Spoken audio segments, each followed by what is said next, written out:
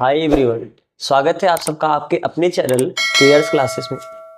आज के इस लेक्चर में हम सब देखेंगे क्लास 11th का मैथ, जिसमें इसके पहले वाले लेक्चर में हम सब प्रश्नावली 9.2 यानी सरल रेखाओं के बारे में हम लोग अध्ययन कर रहे हैं। तो वहाँ पर हम सरल रेखा का इक्वेशन यानी समीकरण अपना देखें तो पूरा उदाहरण कंप्लीट कर लिए थे। तो आज हम सब इसमें प्रश्नावली का क्वेश्चन करेंगे। आओ देखो, आपको बोला है कि प्रश्न संख्या 1 से 8 तक रेखा का समीकरण याद कीजिए जो दिए गए प्रतिबंधों को संतुष्ट करता है। पहला क्वेश्चन इसमें क्या है, x अक्ष और y अक्षों के समीकरण लिखना है। x और y अक्षों के समीकरण लिखना, ठीक है। आपको ये बात पता होगा कि अगर कोई रेखा y अक्ष के समांतर होती है तो उस मतलब अगर कोई एक रेखा है ये y अक्ष के समांतर और इसका y अक्ष से दूरी कितना है, मान लेते हैं a, इस रेखा का इक्वेशन होता है x इक्वल टू a। तो y अक्ष के समांतर रेखा का समीकरण क्या होता है, x इक्वल टू a, जहां a क्या है, उस y अक्ष की जो समांतर रेखा है उस रेखा की y अक्ष से दूरी। तो अगर हमको y अक्ष का ही इक्वेशन लिखना होगा तो यानी ये रेखा इसी पे आ जाएगी, y अक्ष पे आ जाएगी तो y अक्ष हो जाएगा। तो अगर रेखा मतलब y अक्ष का समीकरण लिखना है तो y अक्ष का y अक्ष से दूरी कितनी होगी, 0। तो ये बराबर क्या हो जाएगा, 0। तो इस केस में उस रेखा का समीकरण कितना हो जाएगा, x इक्वल टू 0। तो एक इसका इक्वेशन हुआ y अक्ष के समांतर रेखा का समीकरण। बस समझ आ रहा है ना। तो अगर कोई रेखा y अक्ष के समांतर है तो उसका समीकरण ये होता है क्या, x इक्वल टू a। तो y अक्ष का समीकरण ये है, y अक्ष का समीकरण ये, कोई दिक्कत।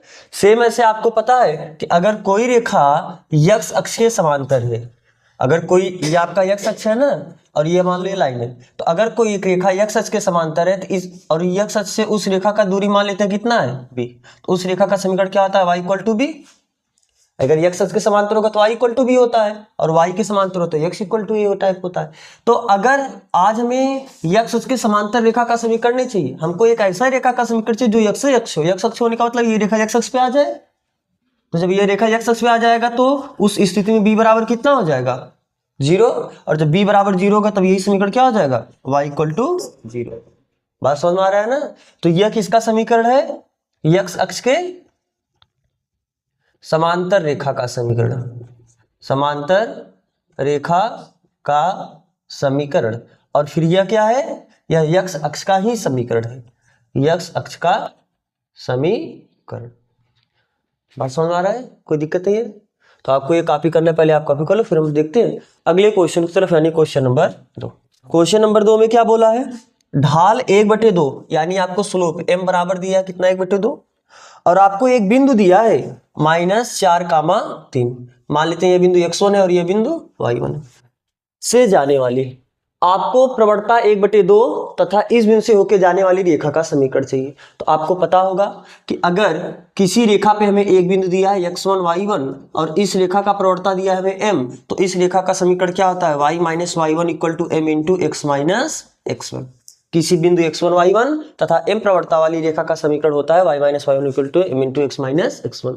तो यहाँ पर आपको तो सब दिए हैं, बस आपको वैल्यू रखना है। तो क्या हो जाएगा, y माइनस y1 का वैल्यू कितना है 3 इक्वल टू m का वैल्यू कितना है 1/2 इंटू x माइनस x1 का वैल्यू कितना है -4। तो यहाँ से आपको क्या मिला, y minus 3 equal to 1/2 x minus minus plus 4। आप इसका इधर मल्टीप्लाई कर सकते हो, 2y minus 6 equal to x plus 4। तो आप x ये प्लस 2 इधर जाके क्या आ जाएगा -2y, और -4 है, सॉरी -6 इधर आके प्लस 6 हो जाएगा तो +10। ये बराबर कितना मिला, 0। तो आपका क्या हो गया, उस रेखा का समीकरण। चलो अब देखो इसका, ये तो कौन सा क्वेश्चन था, सेकंड।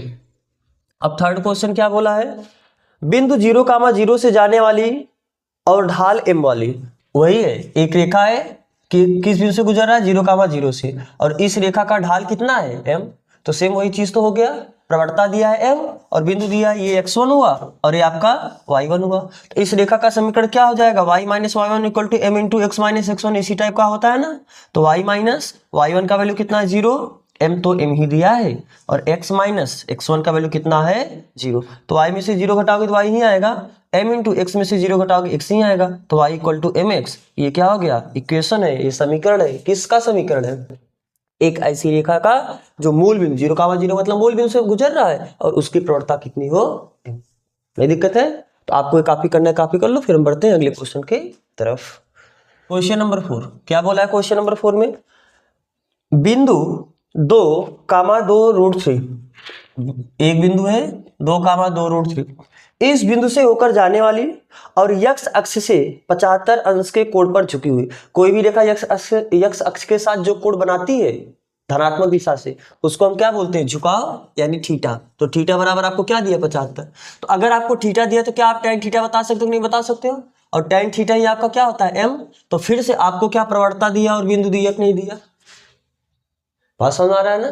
तो लेकिन सबसे पहले आपको tan थीटा निकालना पड़ेगा। यह जो बिंदु है इस बिंदु को तो आप x1 और y1 बोल दोगे, अब आपको m चाहिए, तो m बराबर होता क्या है tan थीटा, यानी tan थीटा की जगह कितना है 75।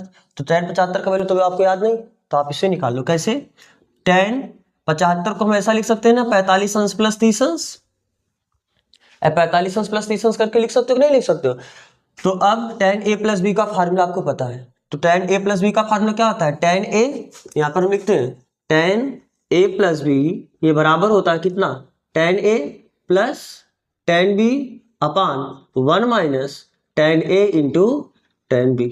क्लियर है, आओ तो ये कितना हो जाएगा, tan a यानी 45 अंश प्लस tan b यानी 30 अंश अपान 1 माइनस tan a यानी 45 अंश इंटू tan 30 अंश। क्लियर, tan 45 अंश का वैल्यू 1 होता है, tan 30 अंश का वैल्यू 1/3, 1 माइनस tan 45 का वैल्यू 1 और tan 30 अंश का वैल्यू 1/3। तो बट एक इसका गुणा इसमें करो कर्डिम 3, इसका गुणा इसमें करोगे 1 और इसका गुणा इसमें करो कर्डिम 3, फिर इसका गुणा इसमें करो कर्डिम 3 माइनस 1/3। अब कर्डिम 3 कैंसिल हुआ, तो यहाँ पर बचा कितना, m बराबर क्या हुआ, ऊपर से बचा √3 + 1 और नीचे बचा √3 - 1। तो जब आप कभी भी हर में कर्डी छोड़ते नहीं हो तो पहले ये अंडर रूट हटाना पड़ेगा, और इस अंडर रूट को हटाने के लिए हम लोग क्या करेंगे, परिमेयीकरण। तो परिमेयीकरण करने का मतलब आप √3 + 1 का ऊपर गुणा करोगे और √3 + 1 का नीचे गुणा करोगे। तो m बराबर क्या, जब इसका इसमें मल्टीप्लाई करोगे तो a प्लस, देखो ये √3 + 1, ये भी √3 + 1, यानी क्या ये √3 + 1 का होल स्क्वायर हो जाएगा कि नहीं हो जाएगा। तो a प्लस बी का होल स्क्वायर जैसा बना, a प्लस बी का होल स्क्वायर क्या था, a square plus b square plus 2ab, a square यानी √3 का स्क्वायर 3 प्लस बी स्क्वायर यानी 1 का स्क्वायर 1 प्लस 2ab यानी 2√3 अपान, अभी जब इसका इसमें गुणा करो, देखो ये a माइनस बी है, a प्लस बी है, तो जब a minus b into a plus b, a square minus b square होता है, a स्क्वायर यानी √3 का स्क्वायर, √3 का स्क्वायर करो कितना आ जाएगा 3, माइनस बी का स्क्वायर यानी 1 का स्क्वायर, 1 का स्क्वायर कितना होगा 1। तो m इक्वल टू कितना आया 314 प्लस 2√3 अपान 3 - 1 2। तो जब इतना बटे 2 करोगे, इतना ही बटे 2 करोगे, इतना ही बटे 2 करोगे, जब इतना बटे 2 करोगे 2 में 2 का भाग दोगे 2 आएगा, और जब इतना बटे 2 करोगे 2 कैंसिल हो जाएगा, केवल क्या बचेगा √3। बात समझ में आ रहा है। तो आपको m पता चला, प्रवणता पता चला ना। तो जब आपको बिंदु पता है, प्रवणता पता चला, तो बस अब आपको इक्वेशन बताना है। तो आपको पता है चूंकि लाइन का इक्वेशन क्या होता है, y - y1 equal to m into x minus x1। तो यहां से बताओ y - y1 का वैल्यू कितना है 2√3 इक्वल टू m का वैल्यू कितना है साहब 2 + √3 इंटू x माइनस x1 का वैल्यू कितना है 2। तो y - 2√3 इक्वल टू, आप इसका जब इससे मल्टीप्लाई करोगे तो 2 + √3 इंटू x होगा, और जब आप इसका इससे मल्टीप्लाई करोगे तो 2 इंटू 2 + √3 हो जाएगा। बोलो, दिक्कत नहीं है ना। हम क्या काम करते हैं, इसको इसमें इसका इसमें मल्टीप्लाई नहीं करते, क्योंकि हमको x चाहिए y चाहिए, तो इसको x पूरा अलग है उसे वैसे ही रहने देते हैं, यानी y - 2√3 equal to 2 + √3 into x minus, इसका इसमें गुणा करें कितना आ जाएगा 4, और इसका इसमें गुणा करें कितना आ जाएगा 2√3, तो ये तो कैंसिल हो जाएगा। तो बचेगा कितना यहाँ से, देखो 2 + √3 इंटू एक्स प्लस वाई, इधर जाके क्या आ जाएगा -y, और उधर आपका -4 इक्वल टू 0 है। आप बहुत कर सकते हो, -4 उधर ले देगा +4 बोल देना, तो ये आपका क्या हुआ आंसर। कोई दिक्कत, समझ में आ रहा है ना। तो अगर आपको ये कॉपी करना है पहले आप इससे कॉपी कर लो, फिर हम बढ़ते हैं अगले क्वेश्चन की तरफ। अगला क्वेश्चन क्या बोला है, क्वेश्चन नंबर 5 में मूल बिंदु के बाईं ओर, ये आपका मूल बिंदु होता है, ये दाहिनी साइड होता है, ये आपका बाईं साइड होता है। तो मूल बिंदु के बाईं ओर यक्स अक्ष को 3 इकाई की दूरी पर प्रच्छेदन करने, यक्स को कितनी दूरी पर, 3 दूरी पर, यानी कोई रेखा जो कि इस तरीके से जा रहा है, हो सकता है वो रेखा इस तरीके से भी जा सकता है। आपको ये थोड़ा बोला कैसा जाएगा, केवल आपको ये बोला है कि यक्स अक्ष को मूल बिंदु के बाईं ओर 3 इकाई पर प्रच्छेद करता है। ठीक है, प्रच्छेद करने तथा ढाल -2 वाली, ढाल कितना होना चाहिए, ढाल यानी प्रवणता m, ये -2 होना चाहिए।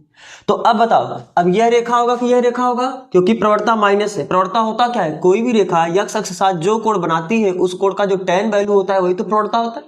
तो इस रेखा के लिए tan वैल्यू देखो ये 90 से कम है थीटा, अगर थीटा 90 से कम है तो tan वैल्यू प्लस आ जाएगा, यानी इस रेखा की प्रवणता धनात्मक होगी, जबकि हमको क्या इस रेखा की प्रवणता क्या दिया है, ऋणात्मक, यानी वह रेखा यह ना होके वह रेखा ये होगी। अब बताओ यह कोण देखो 90 अंश से ज्यादा है कि नहीं है, तो जब 90 अंश से ज्यादा होगा तो प्रवणता अपने आप माइनस हो जाएगा।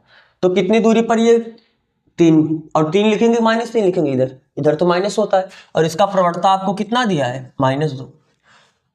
तो क्या ये यक्स अंतःखंड दे दिया कि नहीं दे दिया, अरे अंतःखंड का मतलब क्या होता है, जहां पर वो काटता है, y को जिस पॉइंट पर काटेगा वो y अंतःखंड होता है, x को जितने पॉइंट पर काटेगा जितनी दूरी पर काटेगा उसका x अंतःखंड होता है। तो आपको पता है कि अगर किसी रेखा का x अंतःखंड अगर पता है तो उस रेखा का समीकरण क्या होता है, y = m × x - d, और अगर y अंतःखंड पता है तो उसका इक्वेशन क्या होता है, y = mx + c ना। तो ये y अंतःखंड के लिए, जो कि हमें यहाँ पर नहीं चाहिए, हमको क्या चाहिए, x अंतःखंड वाला लगाना है, क्योंकि हमें x अंतःखंड पता है। तो क्या हो जाएगा, y = m, m का वैल्यू कितना है साहब, -2 × x - d, d का वैल्यू कितना है -3, तो y = -2 x +3 हो जाएगा।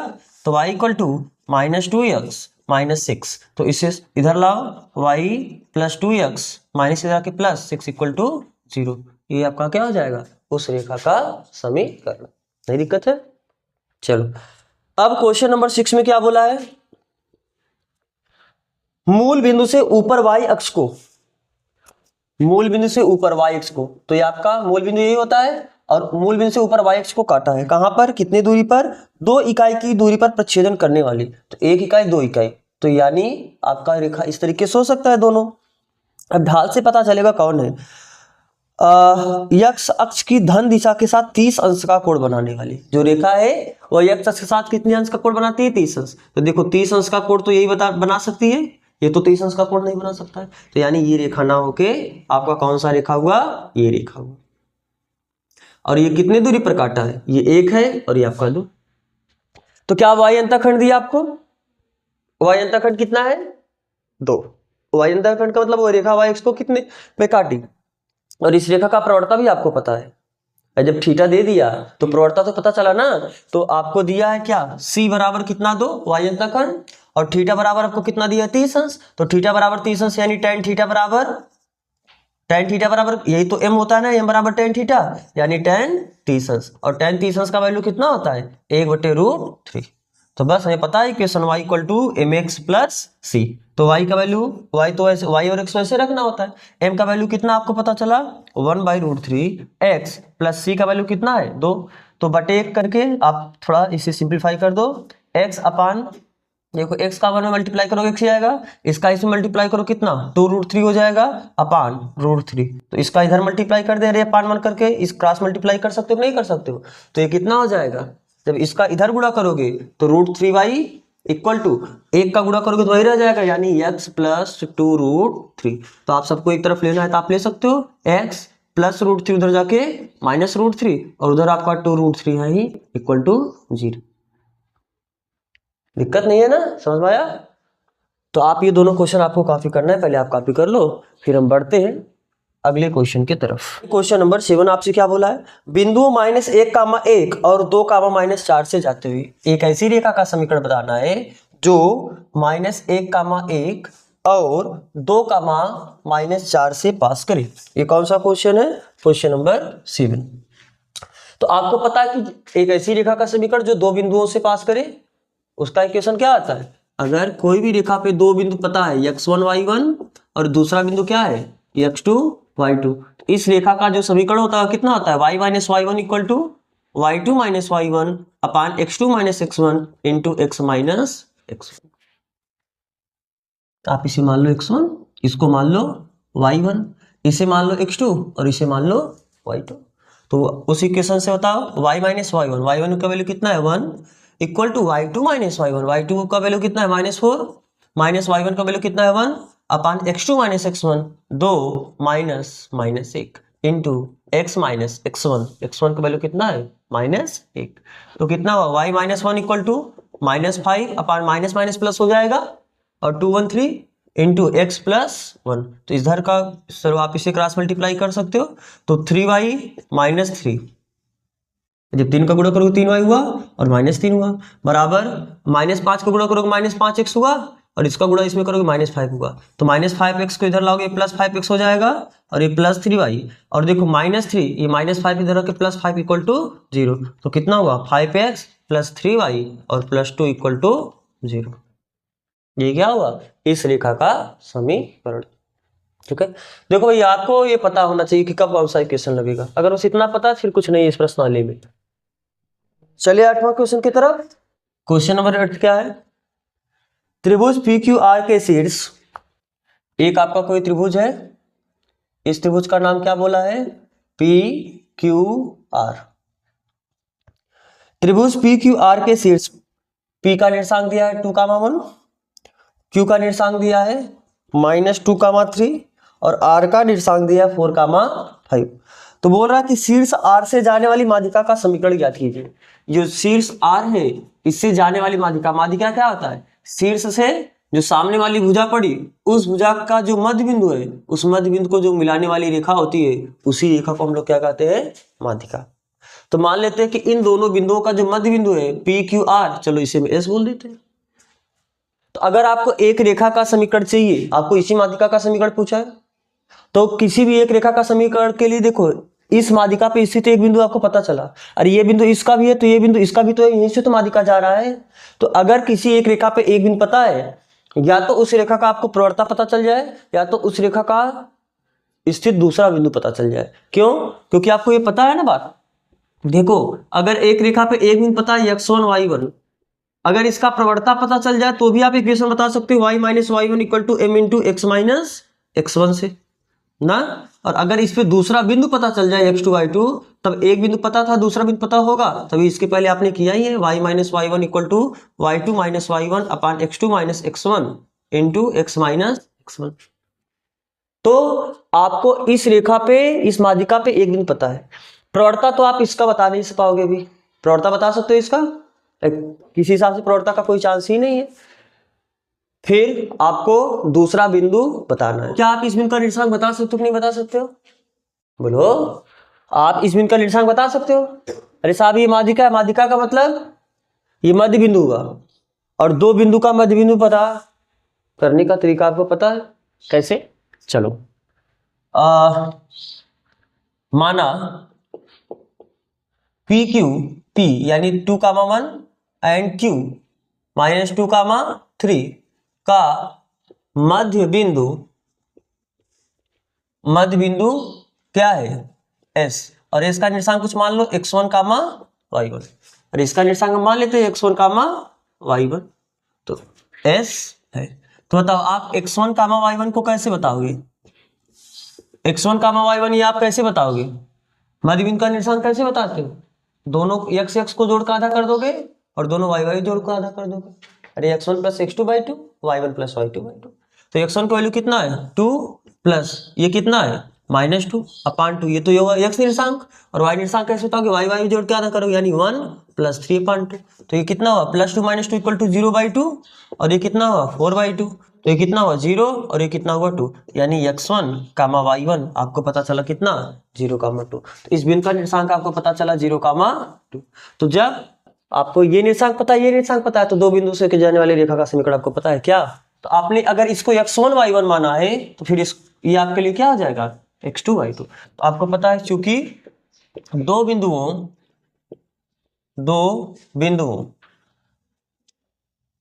चलो लिख देते हैं S x1 y1 and are x2 y2 से होकर जाने वाली रेखा का समीकरण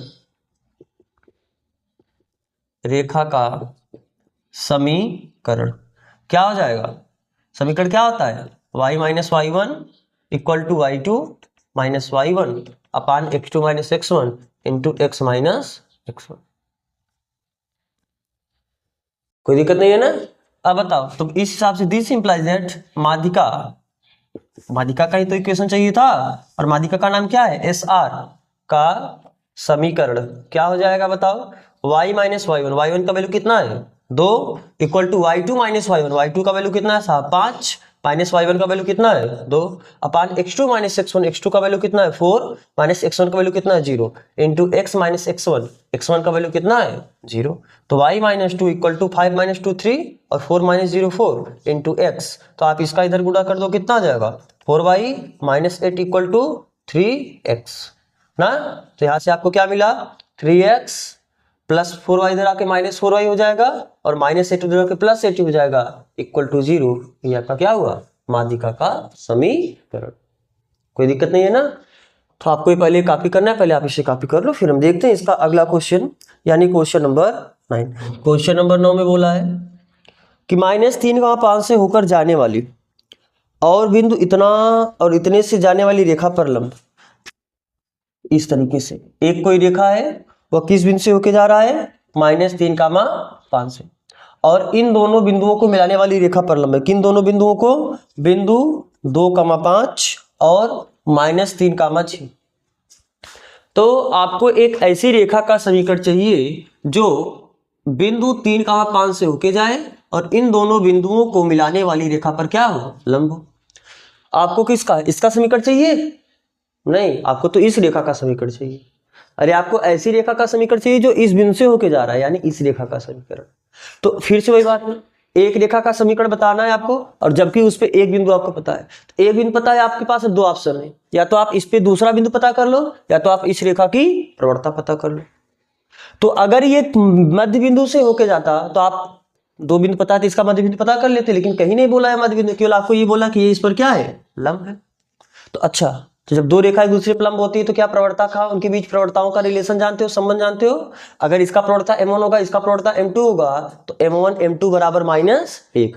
पता है ना, अगर दो रेखाएं एक दूसरे पे लंब है तो उनकी प्रवणता का गुणनफल कितना होता है? -1। तो अगर आप क्या इस रेखा का प्रवणता बता सकते हो क्या? अरे दो बिंदुओं से होकर जाने वाली रेखा का प्रवणता बता सकते हो। इसके पहले वाले प्रश्न यानी प्रश्न 9.1 में आपने पढ़ा है। तो इन दोनों बिंदुओं से होकर जाने वाली रेखा का प्रवणता बता सकते हो। तो अगर इसका प्रवणता बता सकते हो, इसका प्रवणता भी बता सकते हो, तो आपको इसका प्रवणता पता चल जाएगा, इस बिंदु का निर्देशांक पता है, तो इस रेखा का समीकरण भी आप बता सकते हो। बात समझ आ रहा है? चलो पहले आप मान लो ये बिंदु आपका P है, ये Q है, और ये क्या है? R। तो लिख लो, माना, और ये जो कुछ है, ये जहां पर इंटरसेक्ट किया इसको कुछ मान लो PQR। चलो हम इसे क्या मान लेते हैं? माना रेखा PS की प्रवणता m1 तथा QR की प्रवणता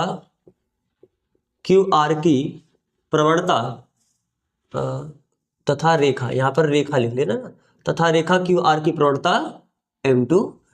मैंने मान लिया इसका प्रवणता m1 है और इस रेखा की प्रवणता m2 है। ठीक है, तो चूंकि आप बता सकते हो क्या m2 बराबर क्या होगा, या लिख दो, दो बिंदुओं से होकर जाने वाली रेखा का प्रवणता क्या होता है? दो बिंदुओं x1, y1 and x2, y2 से होकर जाने वाली रेखा का प्रवणता, जाने वाली रेखा की प्रवणता क्या होती है? बताओ। x2 माइनस x1 अपान y2 minus y1 upon x2 minus x1। ये होता है ना दो बिंदु से होकर जाने वाली रेखा का प्रवणता। तो बताओ, ये दो बिंदु पता है कि नहीं पता? तो इन दोनों बिंदु से होकर जाने वाली रेखा का प्रवणता यानी QR की प्रवणता बता सकते हो ना। और जो रेखा QR की प्रवणता उसी को आपने क्या माना है? m2। तो m2 बराबर क्या हो जाएगा, y2 माइनस y1। तो बताओ ये y2 होगा 6, फिर ये y1 होगा 5 अपान, फिर ये x2 होगा -3 और ये x1 कितना होगा 2। तो कितना आया, 6 में से 5 घटाओगे 1, -3 -5 करो कितना आ जाएगा, -2 करो -5 आ जाएगा। तो ये आपको क्या मिला, m2 बराबर माइनस, ये माइनस ऊपर लगा दे, -1/5। तो अब अगर इस रेखा का प्रवणता पता है तो आप इस रेखा का प्रवणता बता सकते हो। कैसे, आप लिख दो भैया, चूंकि PS ये परपेंडिकुलर है किस पे, QR के, और यह रेखा इस रेखा पे लंब है, ये आपको दिया है। तो इस बात का मतलब क्या हो, दोनों के प्रवणताओं का गुणनफल -1 होगा। m1 m2 बराबर कितना होगा, -1। तो आपको m1 चाहिए, तो m1 बराबर -1/m2 हो जाएगा। तो m1 बराबर कितना हो जाएगा, -1/m2। m2 की वैल्यू कितना है, -1/5। माइनस से माइनस कैंसिल हुआ, m1 बराबर कितना हो जाएगा, 5। अरे माइनस ये 5 ऊपर चला जाएगा, बात समझ आ रहा है। तो देखो आपको इस रेखा का प्रवणता भी पता चला कितना, 5, और इस रेखा पे स्थित एक बिंदु भी पता है। तो अब तो हो जाएगा सिंपल, अब आप इसका समीकरण बता सकते हो। तो आप कैसे, आप लिखो बिंदु x1 y1 से जाने वाली तथा प्रवणता m वाली रेखा का समीकरण क्या होता है, प्रवणता m वाली रेखा का समीकरण। बताओ क्या होता है, y minus y1 equal to m into x minus x1। ये तो आप जानते हो ना। तो दिस इंप्लाइज दैट, क्या किस रेखा का समीकरण आपको चाहिए, PS। This implies that Rekha PS का समीकरण क्या हो जाएगा, y माइनस y1, ये आपका x1 का काम कर रहा है, आपका y1 का काम कर रहा है 5। m का वैल्यू कितना आया 5 इंटू x माइनस x1 का वैल्यू कितना आया -3। तो कितना आ जाएगा, y minus 5 equal to 5 into x plus 3। तो बताओ y minus 5 equal to 5x plus 5×15। अब आप सभी x को एक तरफ ले सकते हो, सभी y को एक तरफ ले सकते हो। तो 5x प्लस y उधर जाके कितना आ जाएगा, -5, और ये -5 उधर जाके +5 हो जाएगा। तो 15 था, 15×5 20 इक्वल टू 0। ये क्या आ गया, इस रेखा का समीकरण। समझ में आया कि नहीं समझ में आया। चलो अगले क्वेश्चन पे चले। तो चलो अब देखते हैं अगला क्वेश्चन, पहले आप कॉपी कर लो। एक रेखा 1,0 तथा 2,3 बिंदुओं को मिलाने वाली रेखा खंड पर लंब है तथा उसको 1:n के अनुपात में विभाजित करती है। रेखा का समीकरण याद कीजिए। क्या बोल रहा है कि कोई एक रेखा है जो कि 1,0 और 2,3 बिंदुओं को मिलाने वाली रेखा खंड पर लंब है। एक रेखा जो किस बिंदुओं से पास कर रही है, 1,0 और 2,3, इन दोनों बिंदुओं को मिलाने वाली रेखा पर क्या है, ये रेखा खंड लंब है ना। और इतना ही नहीं, लंब होने के साथ ये भी बोला है तथा उसको 1:n के अनुपात विभाजित करती है। जब ये यहाँ पर इस पर लंब होगा तो देखो इस पूरी रेखाखंड को, ये तो रेखाखंड है ना, इस रेखाखंड को कुछ न कुछ अनुपात में विभाजित कर देगा। तो किस अनुपात में विभाजित किया है, 1:n के अनुपात में विभाजित किया है। तो आपको इस रेखा का समीकरण बताना है, इस रेखा का समीकरण बताना। तो मान लो कि ये आपका कौन सा रेखा, ये P, चलो ये Q, फिर ये बिंदु है R, और इस बिंदु को हम क्या मान लेते हैं S।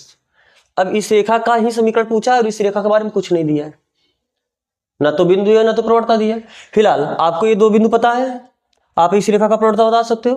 तो अगर यह इस पे लंब है तो आप इसका भी प्रवणता बता सकते हो।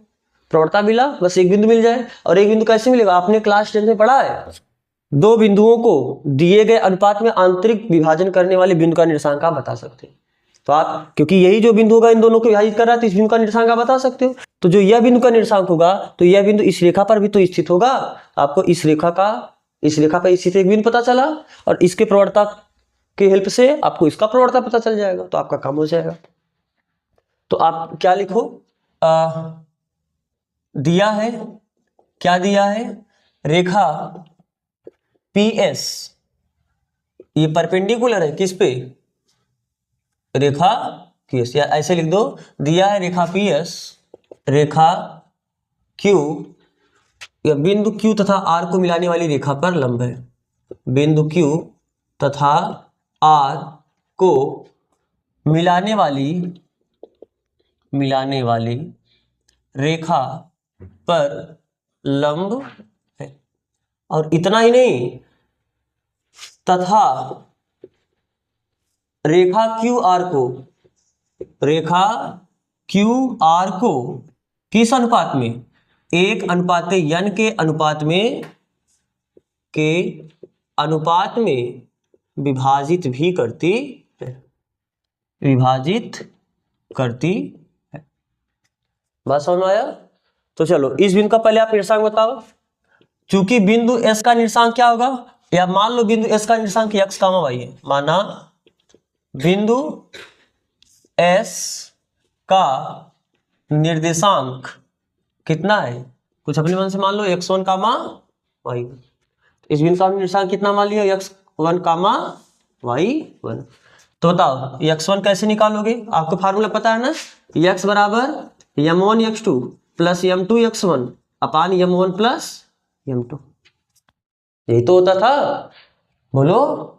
और y वाला कैसे निकालते थे, m1 y2 plus m2 y1 अपान m1 प्लस m2। तो बताओ x1 निर्देशांक कैसे निकालोगे, ये आपका m1 है, आपका m2 है, तो अगर ये पहला अनुपात है तो दूसरा बिंदु, और ये दूसरा अनुपात है तो ये पहला बिंदु। तो अनुपात 1 इसका गुणा करना है इसके x निर्देशांक यानी 2, प्लस ये अनुपात कितना है n, और इसका मल्टीप्लाई किसका करना है 1 में, अपान 1 प्लस n ना। तो कितना हुआ x1 equal to 2 plus n upon 1 plus n, ये आपको x1 मिला। अब आप y1 कैसे बताओगे, इस फार्मूले से, इस अनुपात पूरा इस निर्देशांक में यानी 1/3 प्लस इस अनुपात पूरा इसमें यानी n/1 अपान 1 प्लस n। तो कितना हुआ यहां से y1 equal to 3 plus n upon 1 plus n। तो आपको इस बिंदु का निर्देशांक पता चला। अब हम क्या करते हैं, इसका प्रवणता पता करते हैं। चूंकि रेखा क्यू आर की प्रवणता कितनी हो जाएगी, रेखा क्यू आर की प्रवणता बताओ y2 minus y1 upon x2 minus x1, तो कितना हुआ 3/2। इस रेखा की प्रवणता पता चला। चलो इसे हम बोल देते हैं क्या, m1। चलो यही बराबर कितना m1, आप कोष्ठक में लिख दो माना, मान लेते हैं इसका प्रवणता m1 है, ठीक है। अब इस रेखा की प्रवणता, माना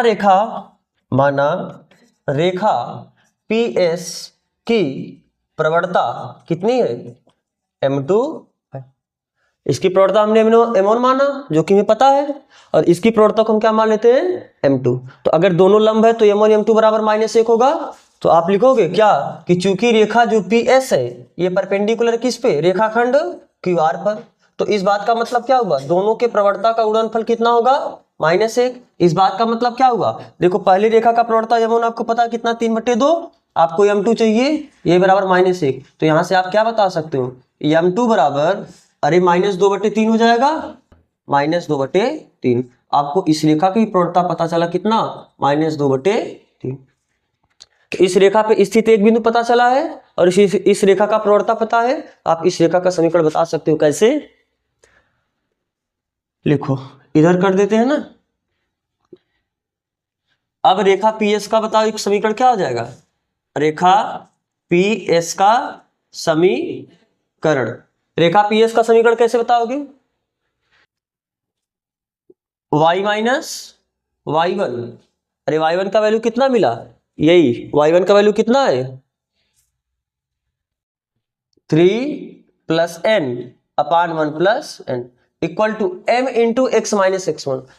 m का वैल्यू कितना है -2/3 into x minus x1, x1 का वैल्यू कितना है 2 plus n upon 1 plus n।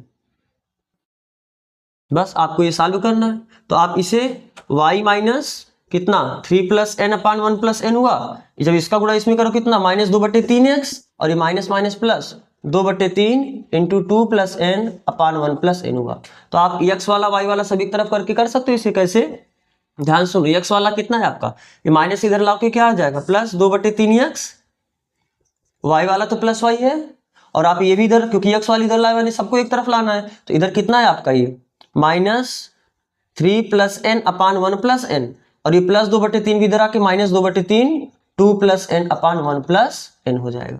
तो ये सॉल्व करना है तो पहले आप ये जितना कॉपी करना है कॉपी करो, क्योंकि हमें थोड़ा वो सॉल्व करने के लिए स्पेस चाहिए। चलो देखो, चलो तो इसका हम एक काम करते हैं, लसा लेते हैं। तो लसा लोग कितना आ जाएगा, 3 इंटू 1+n। अरे देखो 3 मिल रहा है और एक आपको 1+n मिल रहा है, तो ठीक है।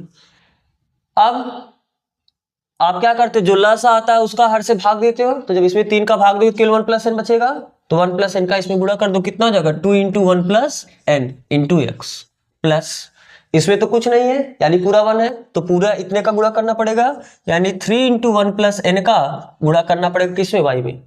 इसमें क्या है आपका 1+n है तो केवल 3 बचेगा, तो 3 का गुणा करो कितना हो जाएगा, -3×3 9, नहीं 3 इंटू कितना 3+n।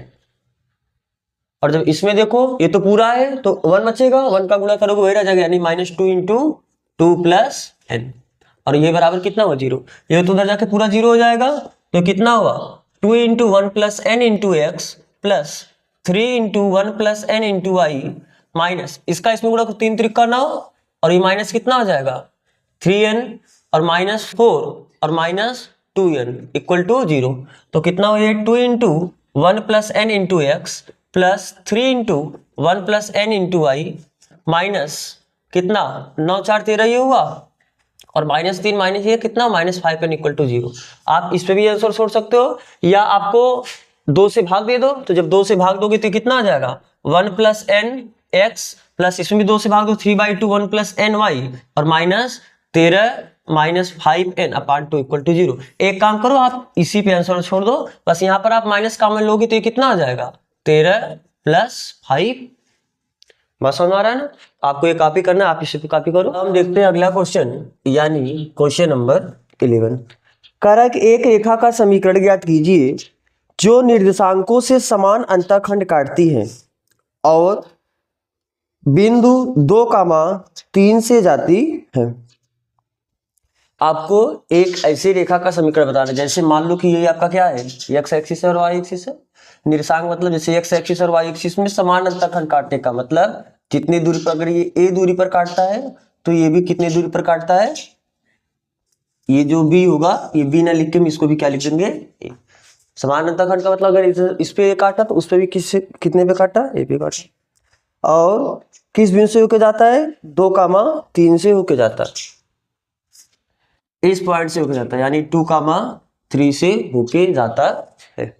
ठीक है, अब फिर से वही बात, आपको रेखा का समीकरण चाहिए और एक बिंदु आपको दिया है, या तो आपको इस रेखा का प्रवणता पता चल जाए, क्या पता चल जाए, प्रवणता। अगर आपको इस रेखा का प्रवणता पता चल जाए, तो अगर एक रेखा पे एक बिंदु पता है और प्रवणता पता है तो आप रेखा का समीकरण बता सकते हो, या आपको ए का वैल्यू पता चल जाए, क्योंकि अगर आपको अंतःखंड रूप में भी मालूम है equation x upon a plus y upon b equal to 1, जहां a क्या है x अंतःखंड, b क्या है y अंतःखंड। तो या तो आप a का वैल्यू पता कर लो, या तो उस लाइन का इक्वेशन पता कर लो। और कैसे पता करोगे, ध्यान से देखो, अगर यह अंतःखंड a है तो इस बिंदु का निर्देशांक आप बता सकते हो कितना, a का 0, और अगर यह y अंतःखंड भी a है तो इस बिंदु का निर्देशांक कितना हो जाएगा 0, इस रेखा पे। अब आपको तो 3 बिंदु पता है, लेकिन फिलहाल अभी ए का वैल्यू नहीं पता है, ए तो अपने मन से आप माने हो ना। अब इन दोनों बिंदुओं का प्रयोग करके आप इस रेखा का प्रवणता बता सकते हो, और इन दोनों बिंदुओं का प्रयोग करके आप इस रेखा का प्रवणता बता सकते हो, क्योंकि एक रेखा का एक ही प्रवणता आएगा, यानी जो इधर से प्रवणता निकालो जो इधर से प्रवणता निकालो, दोनों प्रवणता बराबर होगा। एक समीकरण मिला, एक समीकरण हल करके ए का वैल्यू बता सकते हो नहीं बता सकते हो। तो चलो पहले आप इस पॉइंट का नाम दे दो, मान लेते हैं इसे P, इस पॉइंट को Q और इस पॉइंट को R।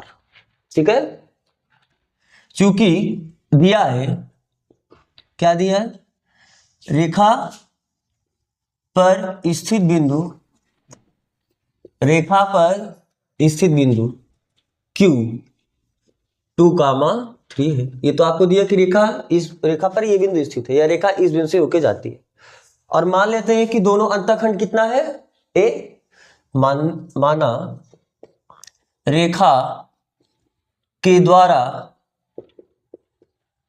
बनाया गया अंतःखंड क्या है a, है। अरे दोनों ये जो अंतःखंड बना रहा है हम इसको ए माने एक नहीं माने। तो दिस इंप्लाइज दैट बिंदु आर का निर्देशांक बिंदु आर तथा पी दोनों का एक ही बार में लिख दें, आर का भी निर्देशांक पी का भी निर्देशांक। बिंदु आर तथा पी का निर्देशांक क्या होगा, क्रमशः पहले आर लिखे, पहले आर का निर्देशांक बताना पड़ेगा ए कामा 0 एंड फिर पी बताए तो पी का निर्देशांक कितना है 0 कामा ए। ठीक, अब आओ हम क्यू आर का प्रवणता बताते हैं। तो हम ऐसे लिख दे यम क्यू आर का मतलब क्यू आर का प्रवणता, क्यू और आर इन दोनों बिंदुओं से जाने वाली रेखा की प्रवणता। तो y2 माइनस y1 दो बिंदुओं से जाने वाली रेखा का प्रवणता पता है ना, y2 minus y1 upon x2 minus x1। तो y2 वैल्यू कितना है 3 माइनस y1 का वैल्यू कितना है 0 अपान फिर x2 माइनस x1 यानी 2 माइनस a, यानी यह है कितना 3 अपान 2 माइनस। अब इन दोनों बिंदु का प्रवणता बता दे, यानी PQ का प्रवणता यानी स्लोप ऑफ PQ क्या हो जाएगा, इसे मान ले y2 ना, y2 माइनस y1 यानी 3 minus a upon x2 minus x1 यानी 2 माइनस 0। तो यह है कितना 3 माइनस a अपान 2। तो चूंकि दोनों एक ही लाइन पे स्थित है, ये तीनों पॉइंट एक ही लाइन पे स्थित है, तो किसी भी तरीके से एक लाइन पे आप कोई भी दो पॉइंट लेके प्रवणता निकालोगे, उसके अलावा जो किसी अन्य दो पॉइंट को लेकर प्रवणता निकालो बराबर ही आएगा। यानी स्लोप ऑफ क्यू आर ये बराबर होगा पी क्यू का स्लोप। तो इसका स्लोप कितना आया 3 अपान 2 माइनस ए और इसका स्लोप कितना आया 3 माइनस ए अपान 2। क्रॉस मल्टीप्लाई करके ए का वैल्यू निकाले, इसका गुणा इसमें करो 3 दूनी, इसका गुणा इसमें करो कितना है 3 दूनी 6, फिर माइनस ए का गुणा माइनस ए करो प्लस ए स्क्वायर आ जाएगा। ठीक है, और जब 2 का गुणा ए में करोगे माइनस 2 है और जब 3 का गुणा ए में करोगे माइनस 3 यानी माइनस 5 ए आया। बात समझ आ रहा है ना, आप इसका गुणा करोगे यही आएगा। अब हम क्या करते हैं कि 6 से 6 तो कैंसिल हुआ, बोलो तो यहां से क्या मिला a कॉमन लोगे अगर तो a माइनस 5 और इधर तो कुछ नहीं बचा तो 0 बचा है, कितना हो जाएगा या तो a का वैल्यू 0 होगा या a माइनस 5 0 होगा, अरे या तो एक गुणनखंड ये 0 होगा या तो ये गुणनखंड 0 होगा। तो यहां से आपको a का वैल्यू क्या मिला 5। अब देखो क्या a का वैल्यू 0 हो सकता है, a का वैल्यू 0 होने का मतलब क्योंकि अगर a का वैल्यू 0 हुआ, a है क्या x अंतःखंड, तो a का वैल्यू 0 होगा उतना ही y अंतःखंड भी है, तो रेखा मूल बिंदु से पास कर जाएगी। और अगर रेखा मूल बिंदु से गुजरी तो फिर वो 2,3 से नहीं गुजर पाएगा, तो यानी a का वैल्यू ये नहीं हो सकता। तो a का वैल्यू जो संभव है कितना है 5। बात समझ में आ रहा है ना, तो आपको a का वैल्यू पता चला, जब a का वैल्यू पता चला तो आप इक्वेशन बता सकते हो कैसे, तो अतः या अब आप जानते हो क्या, चूंकि आप सीधा लिख दो चूंकि रेखा का समीकरण ये भी होता है अंतःखंड रूप में x upon a plus y upon b equal to 1। तो यहां से आप क्या बता सकते हो x अपान a का वैल्यू कितना आया 5 प्लस y का वैल्यू वही 5 ही रहेगा इक्वल टू 1।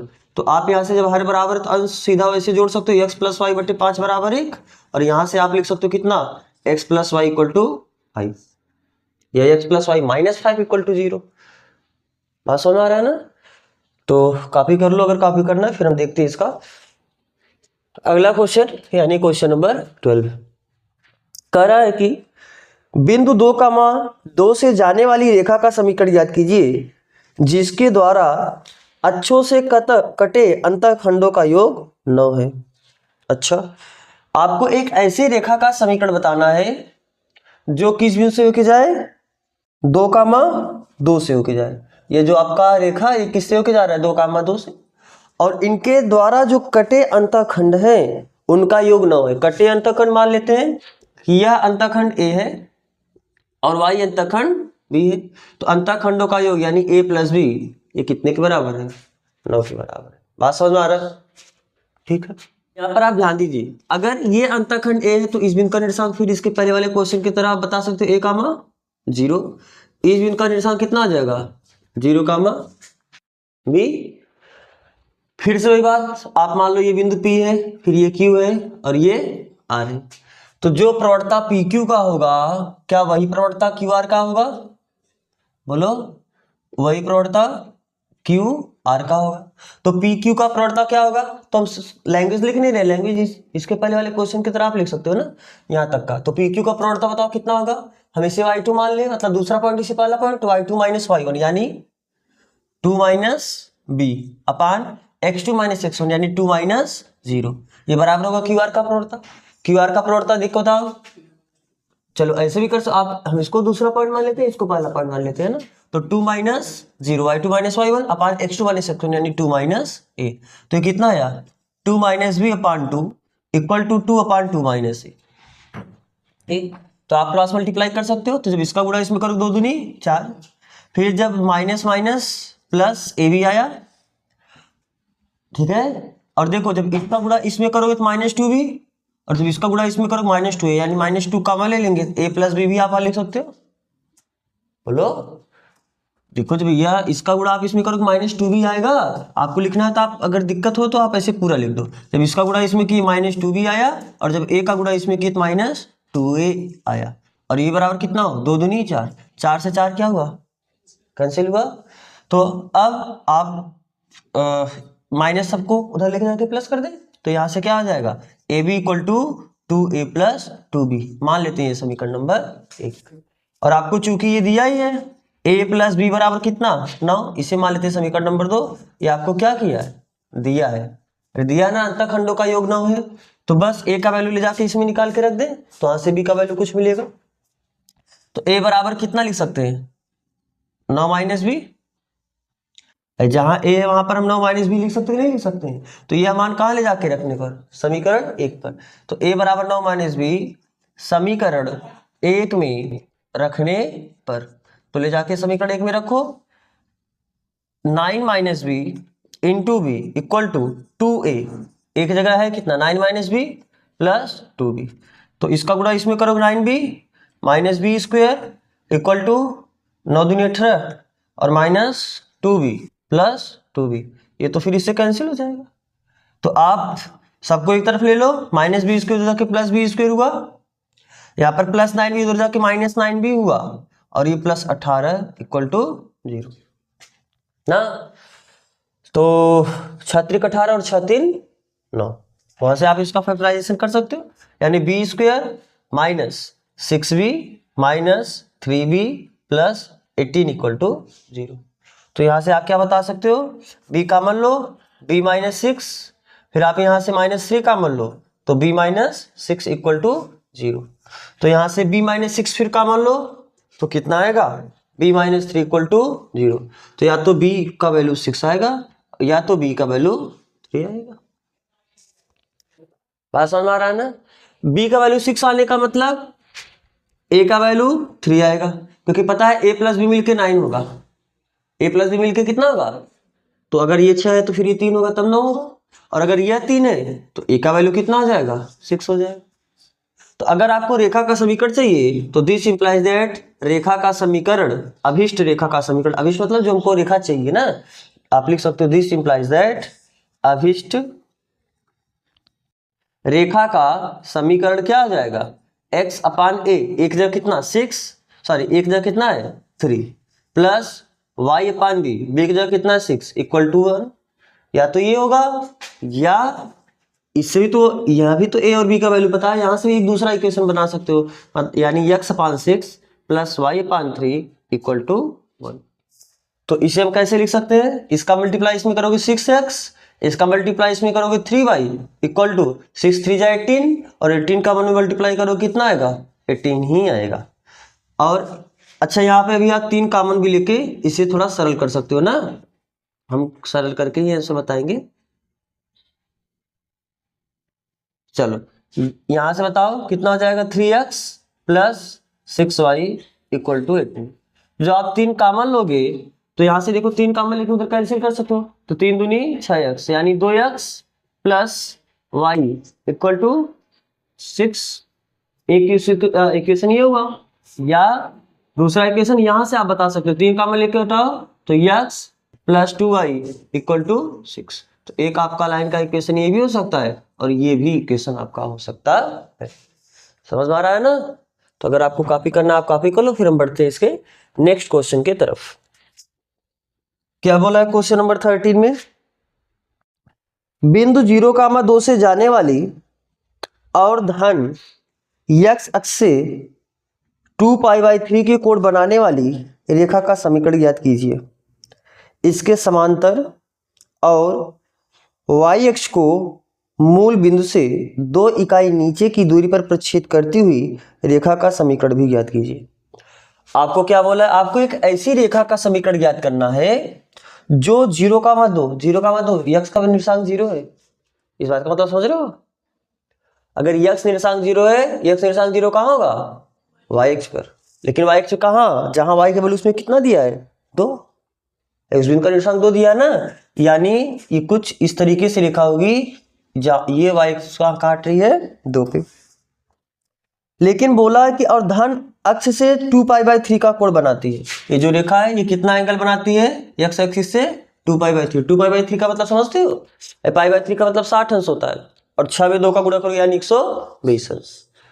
तो ठीक है, आपको रेखा पे एक बिंदु पता है और रेखा का प्रवणता पता है, क्योंकि एंगल पता है तो प्रवणता बता सकते हो आप।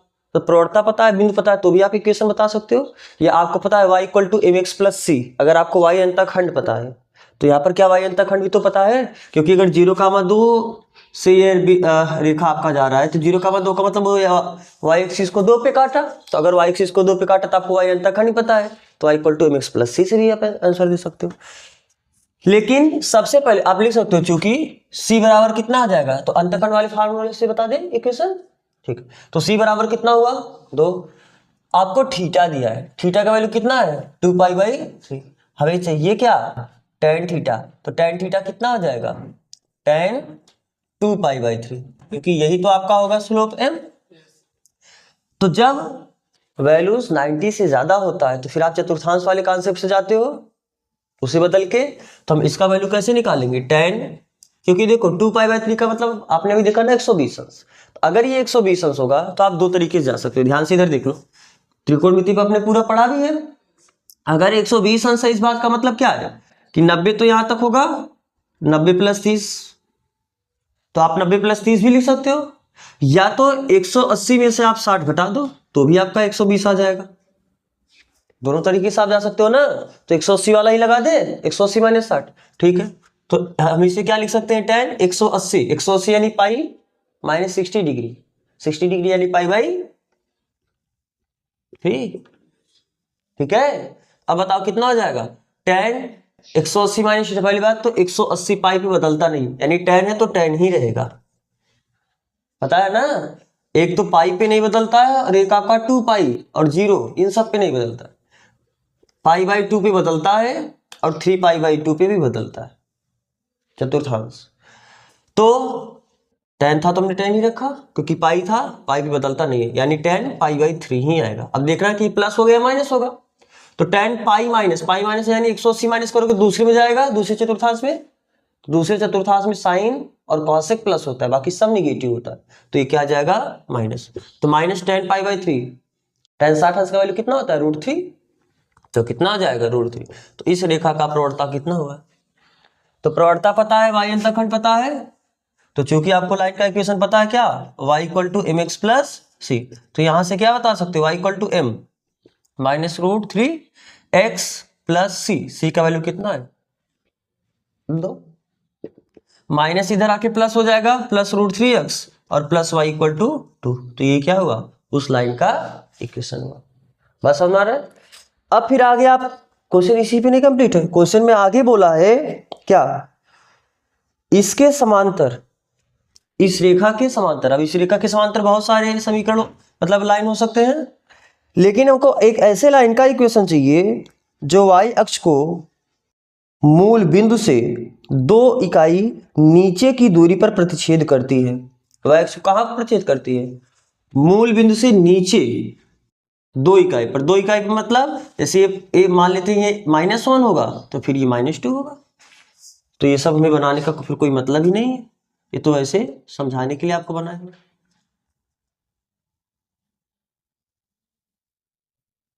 बात समझ आ रही है कि नहीं समझ आ रही? तो अब हमको एक ऐसी रेखा का समीकरण चाहिए जो इस लाइन के तो पैरेलल हो, इस लाइन के पैरेलल हो, और कहां से, और वह y को कहां कट करता है, मूल बिंदु से नीचे 2 इकाई दूरी पर, यहाँ पर। तो यानी अब आपको पता है कि अगर दो रेखा समांतर होती है, दोनों का प्रोडक्ट क्या होता है, बराबर होता है। अगर दो रेखा समांतर है तो उनकी प्रवणताएं बराबर होती हैं। तो यानी चूंकि इस लाइन को हम मान लेते हैं L1, बोलो, और ये दूसरा लाइन है इसको हम क्या मान लेते हैं L2। तो चूंकि L1 या सॉरी L2 ये बोला है कि पैरेलल है L1 के, तो अगर दूसरी रेखा पहली रेखा के समांतर है तो दूसरी रेखा की प्रवणता जो M2 होगी ये बराबर होगी पहली रेखा की प्रवणता M1 के। यानी इस रेखा का जो प्रवणता M2 है ये भी कितना आ जाएगा, जो उस रेखा का प्रवणता था, और उस रेखा का प्रवणता है कितना, -√। ठीक है, तो आपको इस रेखा का भी प्रवणता पता चला, और इस रेखा का y अंतःखंड ही तो पता है -2 पे काट रहा है, यानी इस रेखा के लिए c बराबर कितना है, -2। तो अब इस लाइन का इक्वेशन क्या हो जाएगा, ये हम इसे M1 मान ले, M1 क्या, M1 का मतलब पहली रेखा का प्रवणता, और M2 का मतलब दूसरी रेखा का प्रवणता। तो दूसरी रेखा का समीकरण क्या हो जाएगा, L2 का समीकरण y = mx + c होता कि नहीं होता है, तो यहाँ पर m न लेके हम क्या लिखेंगे, m2x + c लिखेंगे। तो क्या आ जाएगा, y = m2 का वैल्यू कितना है, -2x + c, c का वैल्यू कितना है, सॉरी m2 का वैल्यू तो -√3 है ना, m2 का वैल्यू कितना है -√3, और प्लस c का वैल्यू कितना है -2। तो ये कितना आ जाएगा, y = -√3x ± -2, तो y माइनस इधर आके +√3x और -2 इधर आके +2 = 0। ये क्या हो गया आपका उस रेखा का समीकरण। समझ में आया? कॉपी करना तो आप इसे कॉपी कर लो, फिर हम देखते हैं इसके अगले क्वेश्चन को। मूल बिंदु से किसी रेखा पर डाला गया लंब रेखा से बिंदु -2,9 पर मिलता है, रेखा का समीकरण ज्ञात कीजिए। करा हमको एक ऐसी रेखा का समीकरण ज्ञात करना जो मूल बिंदु से किसी रेखा पर डाला गया लंब रेखा से इस बिंदु पर मिलता है। ये बिंदु है कितना, -2,9। -2,9 का मतलब क्या है, x वैल्यू माइनस होगा लेकिन y का वैल्यू कुछ आपका प्लस होगा, 1 2 3 4 5 6 7 8 9, यानी कुछ इस टाइप से ये बिंदु होगा -2,9। ठीक है, तो हमको एक ऐसी रेखा का समीकरण चाहिए जो, चलो मान लेते हैं कि -2,9 इतना दूर ना होके यहीं पर -2,9। ठीक है, अरे आप इसे छोटा छोटा बनाओगे तो -2,9 इधर हो सकता है ना। तो अगर आप इस रेखा पर मूल बिंदु से लंब डालोगे इस तरह से, तो यह कहां मिलता है, -2,9 पर। सवाल में यही तो बोला है, हमें एक ऐसी रेखा का समीकरण चाहिए जो मूल बिंदु से डाले गए लंब को कहां पर मिलता है, -2,9 पर मिलता है। पढ़ लो एक बार क्वेश्चन। मूल बिंदु ये होता है ना, मूल बिंदु से किसी रेखा पर डाला गया लंब उस रेखा से किस बिंदु पर मिलता है, -2,9 पर मिलता है। रेखा का समीकरण ज्ञात करना है। ठीक, तो अब आपको पता है कि मूल बिंदु का निर्देशांक कितना होता है, 0,0। इस रेखा पे एक बिंदु पता है ना, अगर इस रेखा का प्रवणता पता चल जाए तो आपका काम हो जाएगा। तो क्या आप इस रेखा का प्रवणता बता सकते हो क्या, देखो किसी दो बिंदुओं से होकर जाने वाली रेखा का प्रवणता बता सकते हो। तो अगर यह रेखा इस रेखा पर परपेंडिकुलर तो इसका प्रवणता पता है, तो इसका भी प्रवणता बता सकते हो। m1 m2 = -1 से, जब दो रेखा लंब होता है तो उनकी प्रवणता का गुणनफल -1 होता है, तो आप इसका भी प्रवणता बता सकते हो। जब इसका प्रवणता पता चला, इस पे एक बिंदु पता चला है, तो हो गया आपका काम। तो मान लेते हैं कि आपका जो मूल बिंदु है वो क्या है, वो, और यह बिंदु को क्या मान लेते हैं, P, और ये आपका क्या है, एक लाइन L। ठीक है, तो OQ का प्रवणता बताओ क्या हो जाएगा, सॉरी OP का प्रवणता, y2 - y1 upon x2 - x1। तो y2 का वैल्यू कितना है 9, -y1 का वैल्यू कितना है 0, अपान x2 - x1 यानी -2 - 0। तो जो OP का प्रवणता आया वो 9/-2 आया। तो आपको पता है कि जो लाइन L है ये परपेंडिकुलर है किस पे, OP पे। तो जो ml का स्लोप होगा, मतलब लाइन का जो स्लोप होगा, और जो OP का स्लोप है, इसका गुणनफल -1 होगा, क्योंकि जब दो रेखा एक दूसरे के परपेंडिकुलर होते हैं उनके स्लोप का गुणनफल -1 होता है। तो यहां से बताओ ml गुणे OP का प्रवणता तो आपने बताया कितना, -9/2 बराबर -1, माइनस से माइनस कैंसिल हुआ, तो जो लाइन का स्लोप आया वो 2 कितना आ जाएगा, 9। 2 उधर गया, 9 नीचे आ गया, माइनस माइनस प्लस हो गया आपका। तो इस रेखा का प्रवणता पता चला, और इस रेखा पे स्थित एक बिंदु है ना। तो चूंकि जो बिंदु P है, बिंदु P रेखा L पर स्थित है, अतः रेखा L का समीकरण क्या हो जाएगा, y माइनस y1। तो y1 का वैल्यू ये हुआ, x1 y1 होता क्या है, उस रेखा पे स्थित जो बिंदु होता है उसका x निर्देशांक x1 होता है, y निर्देशांक y1 मानते हैं। तो y minus y1 equal to m into x minus x1 यानी -2। तो y minus 9 equal to 2/9 into x minus minus plus 2।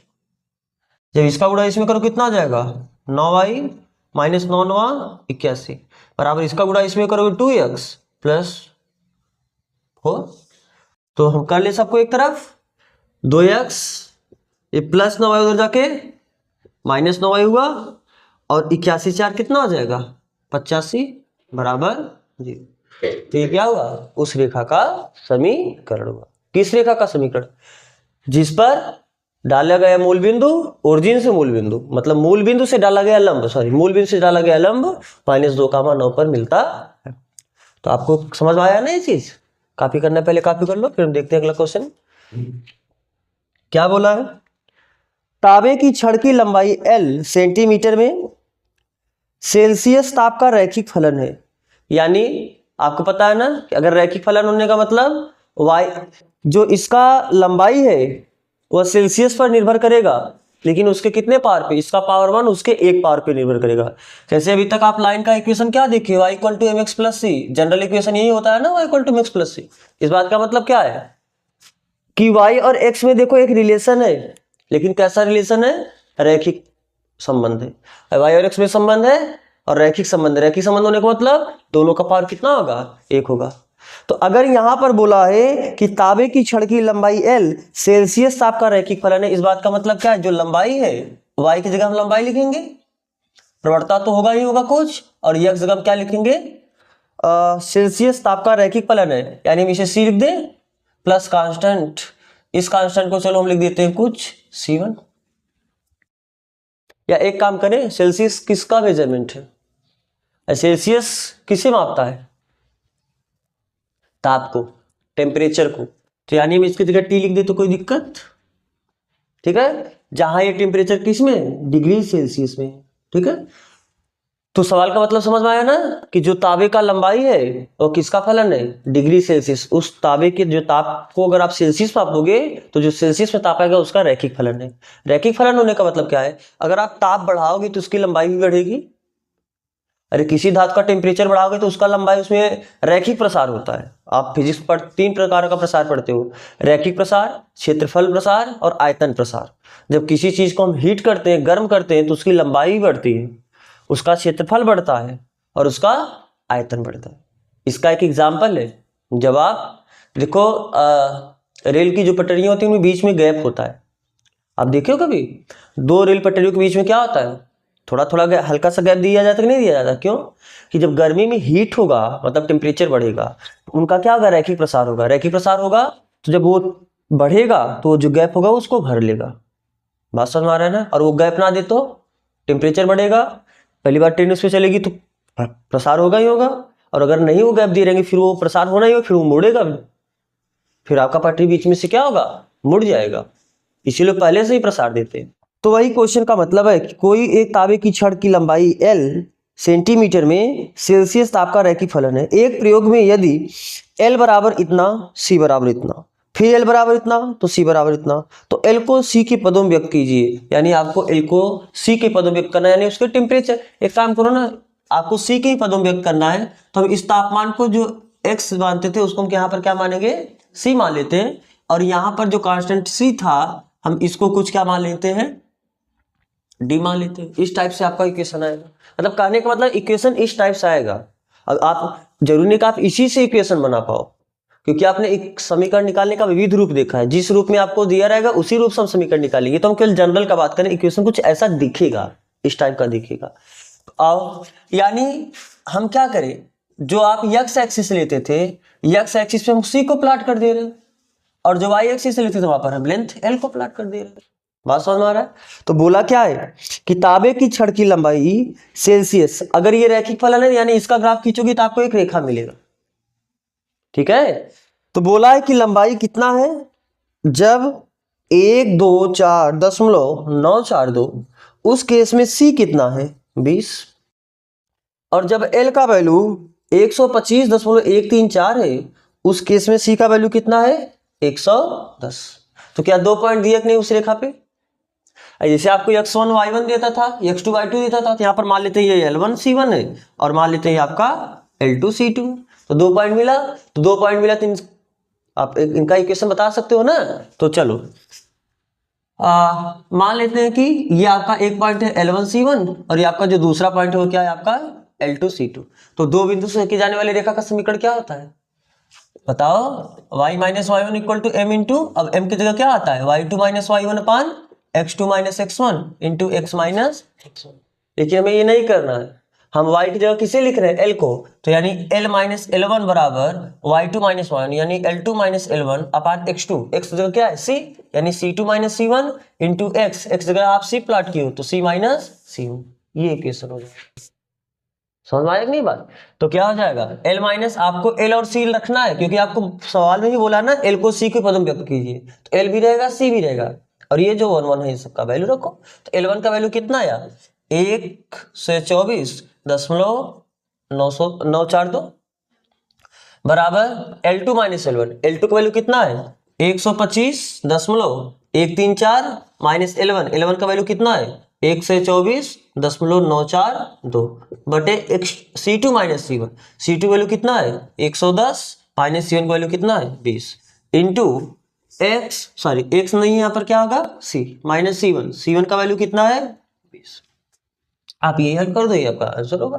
तो आप हल करो, L माइनस 124.942 बराबर होगा, जब आप 125.134 में सब्ट्रैक्ट करोगे 124.942, तो ये तो 2 हुआ, और यहाँ पर 6 3 9 हुआ, और यहाँ पर 0 1, तो कितना हो जाएगा यहाँ पर 1। बात समझ में आ रहा है ना?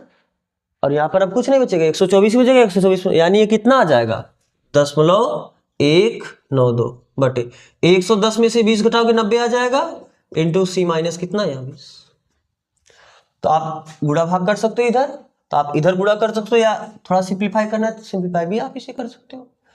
एक काम करें, दशमलव हटा दे, क्या दशमलव हटा दे इधर से?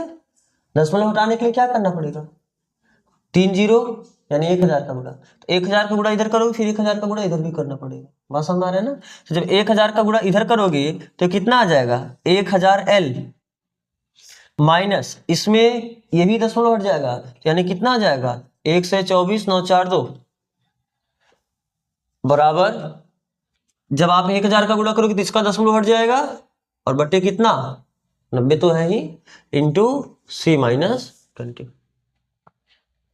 तो आप करो गुणा भाग, इसका गुणा इधर करो कितना आ जाएगा 9 3 0 था, 1 0 और आएगा L माइनस, इसका गुणा इसमें करो 9 दूनी 18, 9 चौक 36 और 36 1 37, 3 9 9 81, 81 3 84, 4 हासिल लगा 8, 9 चौक 36 और 36 8 ना 44, 4 फिर 4 9 दूनी 18 4 22, 2 हासिल लगा 2, 9 1 9 2 11, और अभी 1 0 ही बचा है, तो इसका गुणा इसमें कर दोगे 192C, और इसका गुणा इसमें कर दोगे 2 दूनी 4 9 दूनी 18 और 2 1 के 2 1 3 और 0, यह आ जाएगा।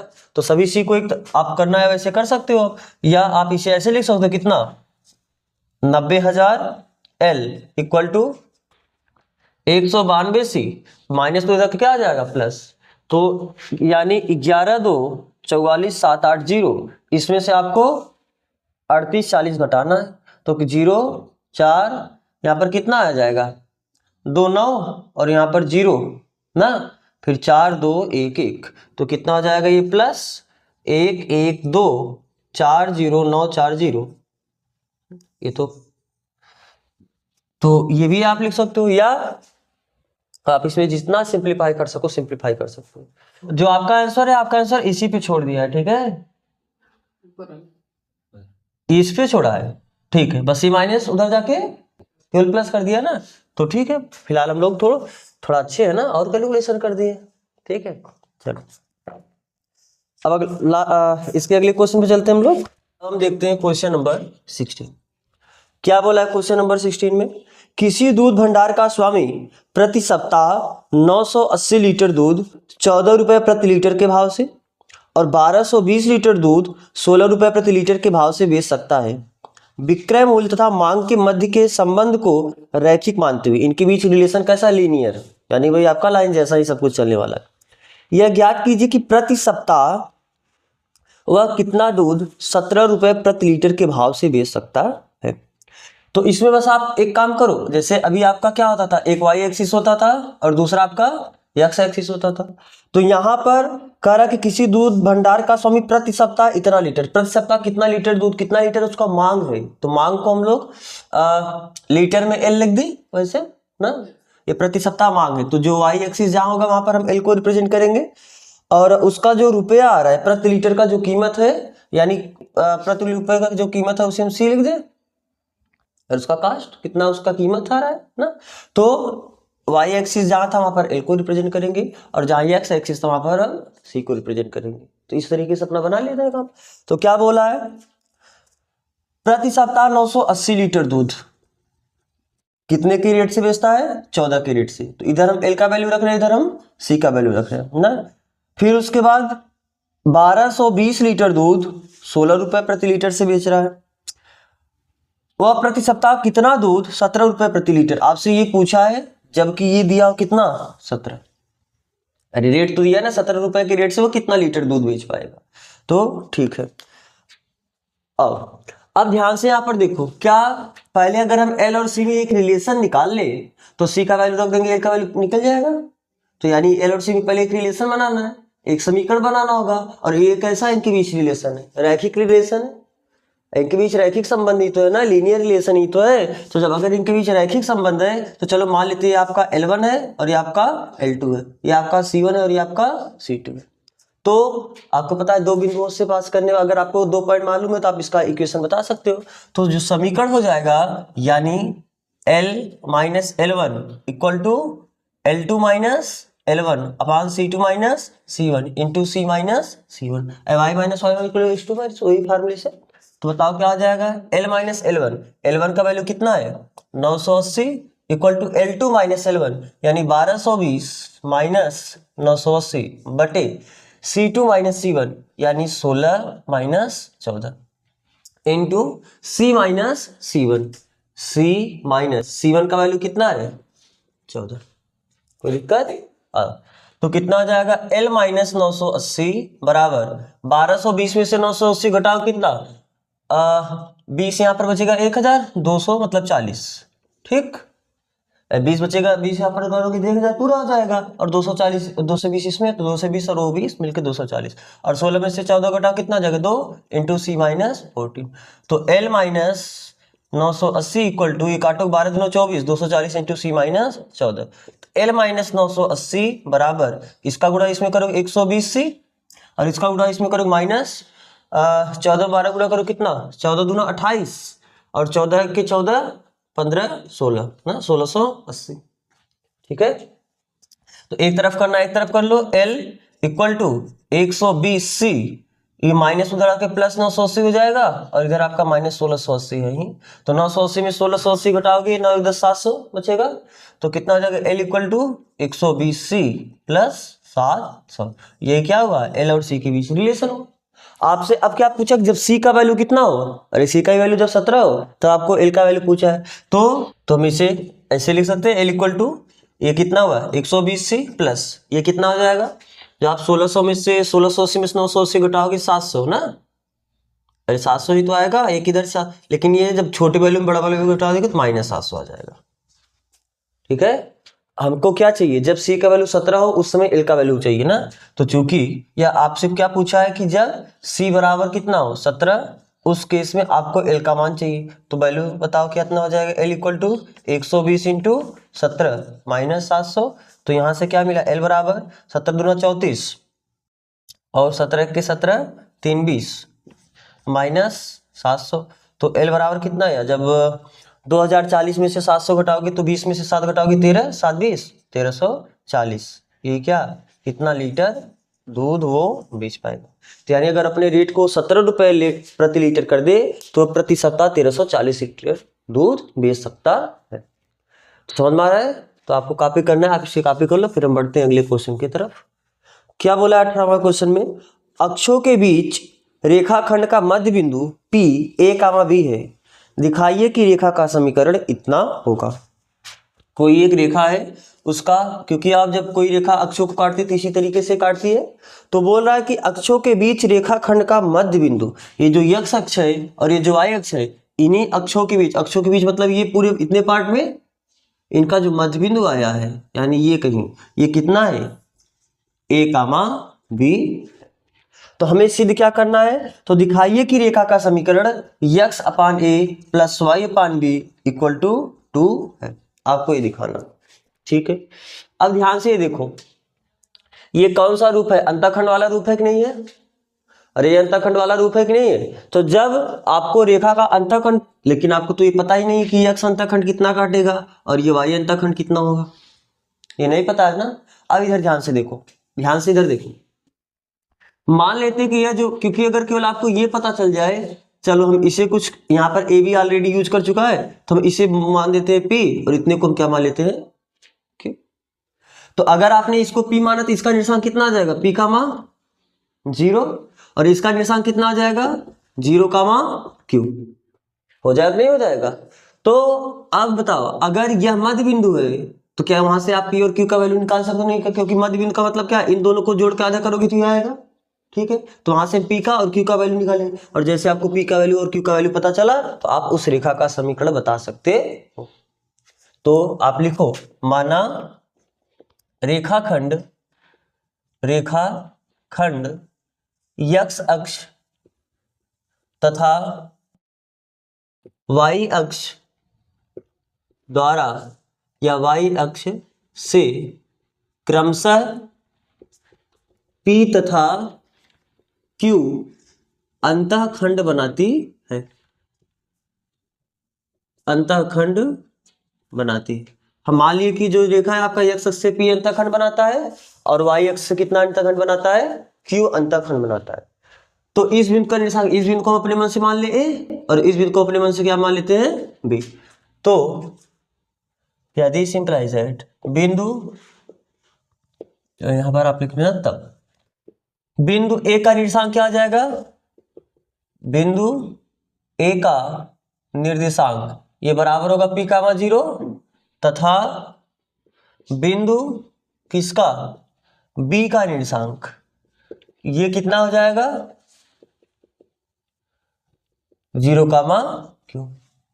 चूंकि ये p क्या है, a और b का मध्य बिंदु है, तो चूंकि p या बिंदु p रेखाखंड AB का, रेखाखंड AB का क्या है, मध्य बिंदु है।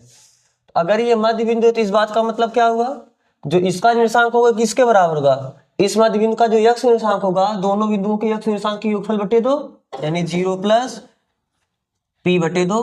तो यहां से आप क्या बता सकते हो, जो 2 इधर जाके, क्योंकि 0 p ऐड करोगे तो p ही आएगा, तो p बराबर कितना आ जाएगा 2a, बोलो। और b बराबर कितना आ जाएगा, जो y निर्देशांक कैसे निकाले मध्य बिंदु का, दोनों का y निर्देशांक जोड़ का आधा कियोगे, यानी 0 प्लस q बाई 2। तो कितना आ जाएगा यहां से 2 q बराबर कितना हो जाएगा 2b। अरे q में 0 ऐड करोगे तो q ही आएगा और 2 भागे क्या आ जाएगा गुणा। तो आपको p और q का वैल्यू मिला, जब p और q का वैल्यू मिला तो उस रेखा का समीकरण, अतः रेखाखंड, रेखाखंड क्या, ए बी का समीकरण क्या हो जाएगा, x upon p plus y upon q equal to 1, क्योंकि अब अंतःखंड आज पी और क्यू है, तो पी और क्यू का वैल्यू आपको पता है ना, यक्स अपान पी का वैल्यू कितना है 2a plus y upon q का वैल्यू भी कितना है 2b इक्वल टू 1।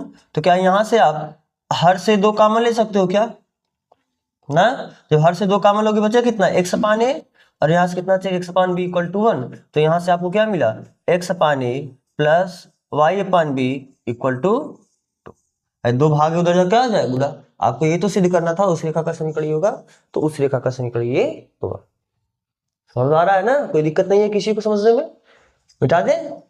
तो चलो आप पहले कॉपी कर लो, फिर हम बढ़ते हैं अगले क्वेश्चन की तरफ। क्वेश्चन नंबर 19 में क्या बोला, देखो ये जो क्वेश्चन नंबर 19 है वास्तव में आज अभी मेरे पास ये अपना पुराना बुक है, तो ये नए बुक के हिसाब से क्वेश्चन नंबर 18 होगा, क्योंकि इस पुराने बुक में एक क्वेश्चन एक्स्ट्रा दिया है, ठीक है। इसके पहले हमने जो क्वेश्चन बताया था वो नए बुक से कौन सा क्वेश्चन रहा होगा 17, अरे 18 बताए थे ना, तो 17वां रहा होगा। तो 19 लिखे, इस बात का मतलब क्या है कि ये नए बुक से कौन सा क्वेश्चन है 18वां क्वेश्चन है, पुराने बुक से 19वां क्वेश्चन है। तो बोलो क्या है इसमें, अक्षों के बीच रेखाखंड को, फिर से वही अक्षों के बीच रेखाखंड का बात कर रहा है, तो ये एक्स अक्ष हुआ और ये आपका वाई अक्ष हुआ, तो कोई रेखा इस तरीके से काट रही होगी। तो बोला कि जो अक्षों के बीच रेखाखंड है यहां से यहां तक, इस रेखाखंड को कोई बिंदु आर है, ये इसका निर्देशांक आपको बोला कितना h कामा k, ये किस अनुपात में विभाजित कर रहा है 1:2 के अनुपात में विभाजित करता है। तो पहले क्योंकि हम यक्स अक्ष से अनुपात ये 1 रहा होगा और इधर का अनुपात कितना रहा होगा 2 रहा होगा, बात समझ में आ रहा है ना। 1:2 आप ऐसा नहीं ले सकते हो, आप यक्स की तरफ 1 लेना और जो वाई की तरफ अनुपात आएगा उसको आप 2 लेना। तो बोला है कि रेखा का समीकरण ज्ञात कीजिए, तो ठीक है, रेखा का समीकरण ज्ञात करने का मतलब क्या है, अगर हमें ये अंतःखंड पता चल जाए, क्योंकि अंतःखंड का बात हो रहा है तो अंतःखंड पता चल जाएगा, हो जाएगा काम का। तो मान लेते कि यह अंतःखंड ए है और जो वाई अंतःखंड है वो कितना है बी है, तो इस बिंदु का निर्देशांक कितना हुआ a कामा 0 और इस बिंदु का निर्देशांक कितना हुआ 0 कामा b, ये बिंदु कुछ मान ले a और इस बिंदु को हम क्या मान ले b। तो क्या आप क्लास 10 पढ़े हो कि नहीं पढ़े हो, दो बिंदुओं को मिलाने वाली रेखाखंड को दिए गए अनुपात में आंतरिक विभाजित करने वाले बिंदु का निर्देशांक, तो फार्मूला लगा के में h और k का वैल्यू निकाल सकते हैं। जो यहाँ पर क्योंकि a और b का वैल्यू पता चल जाएगा तो आपका काम हो जाएगा, तो a और b की वैल्यू को जो दिया है उसी के टर्म में निकालना है। अरे आपको सवाल में h और k ही दिया है ना, तो आपको h और k के पदों में a और b का वैल्यू निकालना है, बस आपका काम हो जाएगा। तो चलो लिख लो पहले कि माना दिया गया रेखाखंड, दिया गया रेखाखंड अक्षों को क्रमशः, अक्षों को क्रमशः या अक्षों के साथ क्रमशः ए तथा बी अंतःखंड बनाती है, अक्षों से क्रमशः ए तथा बी अंतःखंड बनाती है, ठीक है। हम मान लेते हैं कि जो रेखाखंड है अक्षों के साथ क्रमशः कितना ए और बी, अब क्रमशः का मतलब पहले एक्स अक्ष का बताएंगे फिर वाई अक्ष का बताएंगे। तो दिस इंप्लाइज दैट बिंदु ए का निर्देशांक कितना हुआ, बिंदु ए का निर्देशांक, बिंदु ए का निर्देशांक कितना आ जाएगा a कामा 0 एंड बिंदु बी का निर्देशांक कितना होगा, बिंदु बी का निर्देशांक कितना होगा 0 कामा b। चूंकि आपको दिया कि जो बिंदु आर है इन दोनों को 1:2 में बांट रहा है, चूंकि बिंदु कौन आर ना, रेखाखंड AB को, रेखाखंड AB को 1:2 के अनुपात में विभाजित करती है, विभाजित करती है। तो इस बात का मतलब आप क्या लिख सकते हो, ध्यान से देखो, वहां पर आपने पढ़ा है कि दो बिंदु का निर्देशांक अगर x1 y1 है और इसका निर्देशांक x2 y2 है, तो इसको m1 अनुपात m2 में जो विभाजित करने वाला बिंदु होता है उसका भी दो निर्देशांक होगा, एक x और y। तो जो x निर्देशांक होता है वो कितना होता है m1 x2 plus m2 x1 अपान m1 प्लस m2, और जो y निर्देशांक होता है वो कितना होता है m1 y2 plus y2 m1 sorry m2 y1 अपान m1 प्लस m2, यही है ना। तो क्या यहां से अब यहां पर देखो ये x निर्देशांक को y निर्देशांक हुआ, तो ये x निर्देशांक कितना है h बराबर, देखो इसका तरीका क्या है, इस अनुपात का गुणा इधर, इस अनुपात का गुणा इधर, बस यही आपका काम। जब x का बात करते हैं तो x में गुणा करेंगे, जब y का बात करना है तो y में गुणा करेंगे, तो वही आप कर दो। तो h बराबर इस अनुपात का गुणा इधर करोगे यानी कितना आ जाएगा 2 a प्लस a का अनुपात का गुणा 0 करोगे 1 0 बटे 2 + 1, बोलो। तो यहां से हमें a का वैल्यू निकालना है, क्योंकि a और b का वैल्यू निकालना है ना। तो बताओ कितना हो जाएगा, h = 2a/3। तो यहां से a बराबर बताओ कितना आ जाएगा 3h/2, ठीक। तो ये a का वैल्यू आपको मिला। और उसी तरीके से हम k का वैल्यू भी बता सकते हैं। k का वैल्यू कितना हो जाएगा, जब k का वैल्यू निकाला y निर्देशांक, तो इस अनुपात गुणा उसके y में यानी 2 × 0 प्लस इस अनुपात गुणा उसके y में यानी 1 × b अपान 2 + 1, तो कितना होगा 2, ये 0 है ना, तो 2 में 0 को ये तो 0 हो जाएगा, बचा कितना b/3। तो यहां से आपको b का वैल्यू कितना मिला 3 के, बोलो। तो आपको समीकरण चाहिए था रेखा का, तो अतः रेखाखंड का समीकरण क्या हो जाएगा, अतः रेखाखंड AB का समीकरण x/a प्लस y/b = 1। तो कितना हुआ x/a, a का वैल्यू कितना है 3h/2 प्लस y/b, b का वैल्यू कितना है 3k = 1। बस आप इसको सॉल्व कर दो। सॉल्व करने का मतलब देखो पहली बात तो ये 2 ऊपर चला जाएगा 2x/3, और 3 आप यहां से देखो काम में ले सकते हो, बोलो 3 यहां से काम में ले सकते हो ना। जब 1/3 आप कॉमन लोगे तो ये 2 ऊपर गया 2x/h प्लस y/k, यही बराबर कितना हुआ 1। तो यहां से आप क्या लिख सकते हो 2x/h प्लस y/k, यही बराबर कितना 3। आपका जो आंसर है बस ये मल्टीप्लाई करके आपको दिया, तो इसका गुणा इसमें कर दिया है 2kx, इसका गुणा इसमें कर दिया है hy, और जो इसका गुणा इसमें करोगे तो ये hk हो जाएगा, और उधर जाके क्या आ जाएगा 3hk। तो कॉपी करो, फिर हम बढ़ते हैं इसके अगले क्वेश्चन की तरफ।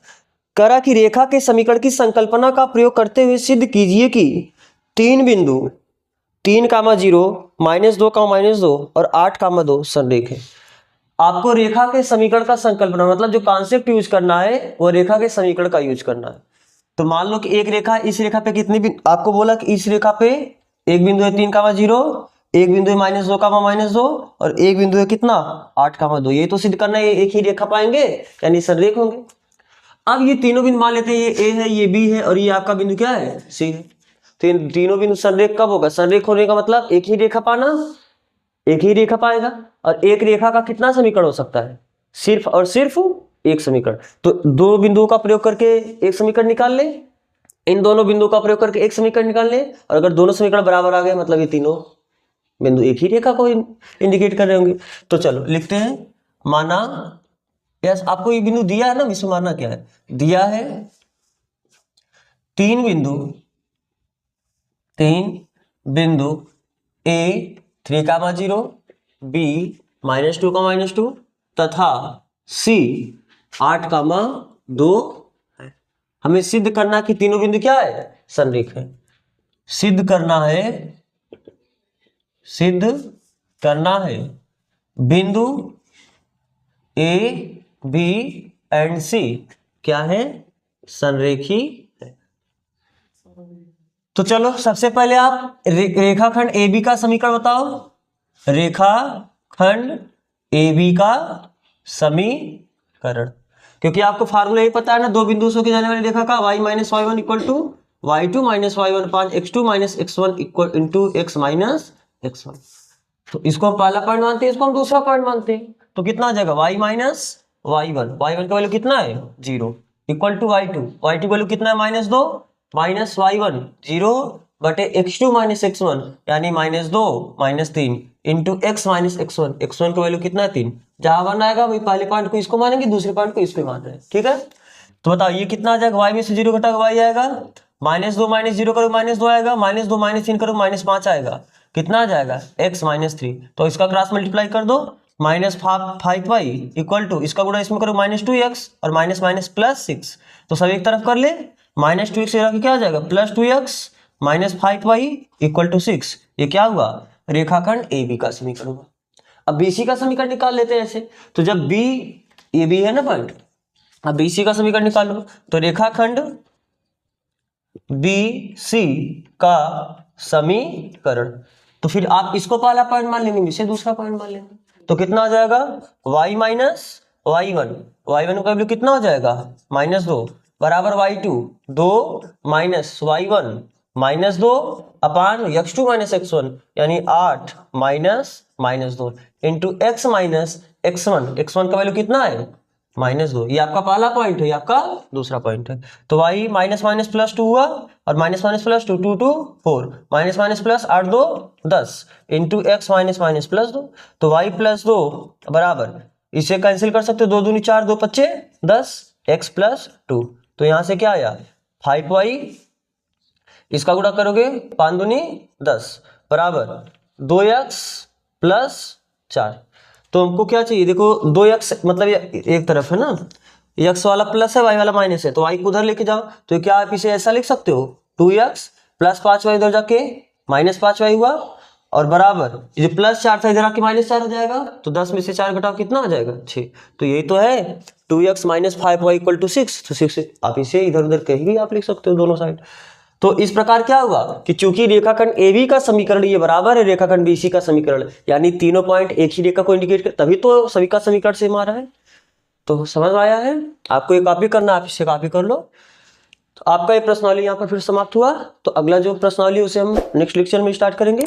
तो ठीक है, आज यहाँ तक बस करते हैं। यहाँ तक जुड़ने के लिए आप सबका बहुत बहुत धन्यवाद।